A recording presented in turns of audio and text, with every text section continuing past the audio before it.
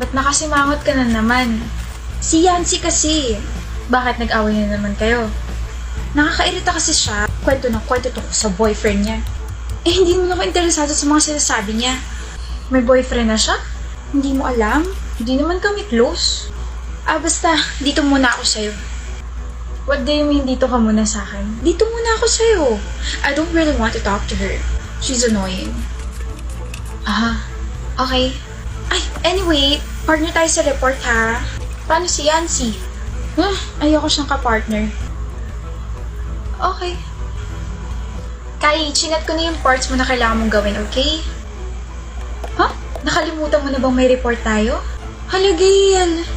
Okay na kasi kami ni Yancy, kaya kami na lang yung partner sa report. Pero nagpasa na ako ng 1/4 kami pangalan natin kay ma'am kanina. Binawi ko kaagad nung kinausap ako ni Yancy.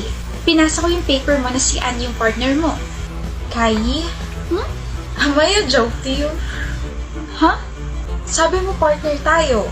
I know, Gail, pero kasi diba, lagi kaming partners ni Yancy, kaya huwag mo na gawing big deal. Parang partners lang sa report, tapos masyado ka namang seryoso dyan. Okay. Kakainis si Yancy?